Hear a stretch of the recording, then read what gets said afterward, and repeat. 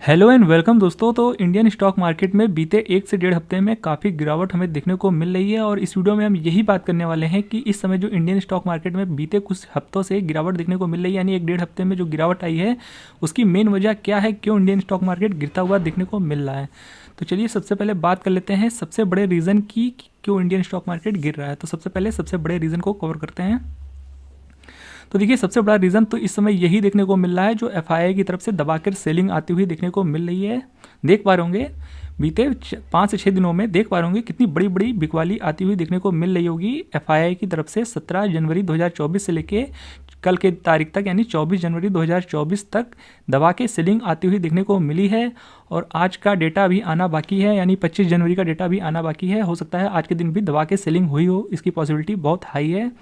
और उसके सामने डीआई ज़्यादा खरीदते हुए देखने को नहीं मिल रहे हैं। इस महीने देख पा रहे होंगे 33,000 करोड़ से ज़्यादा की बिकवाली हो चुकी है एफआईआई की तरफ से, जो कि बड़ी बिकवाली है।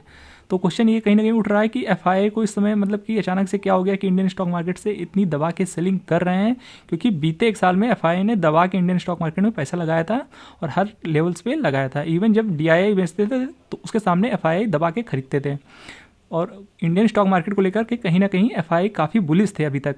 पर अचानक से क्यों ऐसी सेलिंग देखने को मिल रही है एफआईआई की तरफ से, तो देखिए इसका रीज़न एक निकल के आ रहा है जो हम आपके साथ डिस्कस करना चाहेंगे।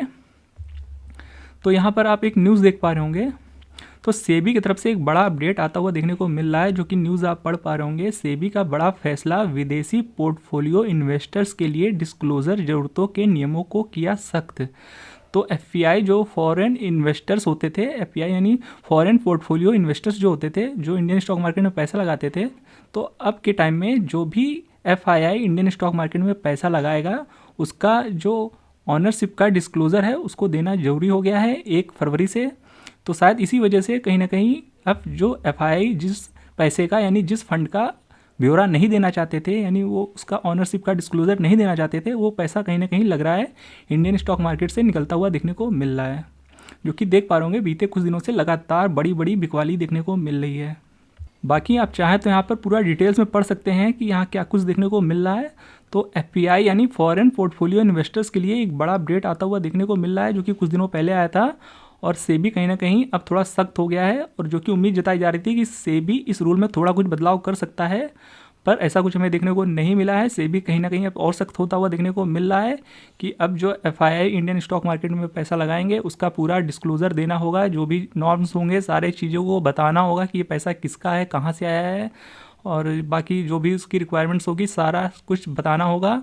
तो कहीं ना कहीं अब थोड़ा सा सख्त होता हुआ देखने को मिल रहा है सेबी। तो देखिए ये जो रूल है वो कहीं ना कहीं 1 फरवरी से लागू होने वाला है। तो 1 फरवरी के बाद से जो भी पैसा एफआईआई इंडियन स्टॉक मार्केट में इन्वेस्ट करेगा तो उसे कहीं ना कहीं डिस्क्लोज़र देना पड़ेगा कि ये पैसा किसका है और कहाँ से आया है।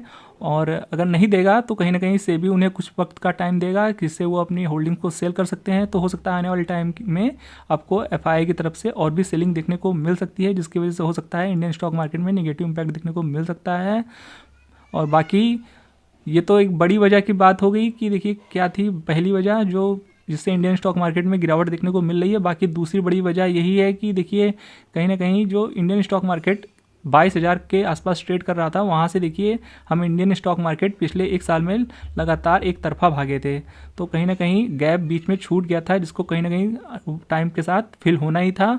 और इंडियन स्टॉक मार्केट हो या कोई भी स्टॉक मार्केट हो, एक तरफा बिल्कुल भी नहीं भागता है, थोड़ा करेक्शन आता ही आता है। तो यहाँ पर हमें एक प्रॉफिट बुकिंग देखने को मिली है, जिसे हम मना नहीं कर सकते हैं, क्योंकि बीते कुछ महीनों में सबने पैसा बनाया है। तो पैसा बनाया है तो यानी प्रॉफिट भी बुकिंग हुई है और प्रॉफिट बुकिंग हुई है, जिस वजह से यहाँ पर हमें गिरावट देखने को मिल रही है। और गिरावट कोई बहुत बड़ी गिरावट नहीं हुई है, अगर आप देखेंगे पिछले 1 हफ्ते में सिर्फ 0.4% की गिरावट है और बीते 1 महीने में जो हाई लगा था तकरीबन 22,100 के आसपास का, वहाँ से देखेंगे तो 3-3.25% की ही गिरावट है, कोई बहुत बड़ी गिरावट नहीं है। और अब बात कर लेते हैं और क्या वजह निकल के आ रही है कि जिसकी वजह से हमें ये थोड़ी बहुत गिरावट जो हुई है वो क्यों हो रही है।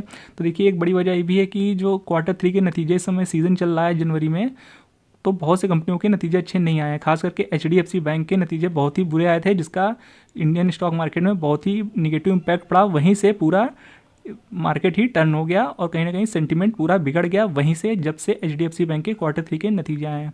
और HDFC बैंक के शेयर में भी काफ़ी गिरावट हमें देखने को मिली है।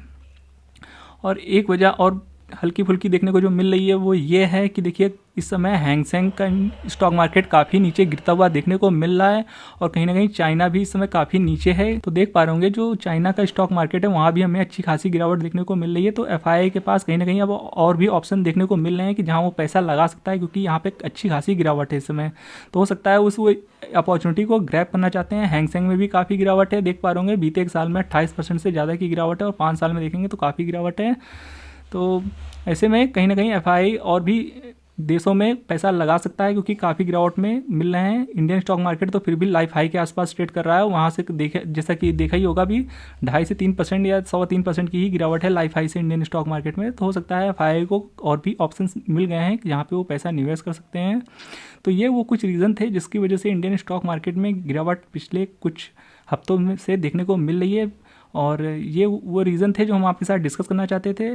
तो आपको क्या लगता है इन सब रीज़न में से सबसे बड़ा रीज़न क्या है जिसके इंडियन स्टॉक मार्केट गिर रहा है? कमेंट में जरूर बताइएगा। बाकी स्टॉक मार्केट से रिलेटेड ऐसे ही वीडियोस देखते रहने के लिए चैनल को सब्सक्राइब और बेल आइकन हिट करना बिल्कुल मत भूलिएगा। मिलते हैं नेक्स्ट वीडियो में, तब तक के लिए गुड बाय।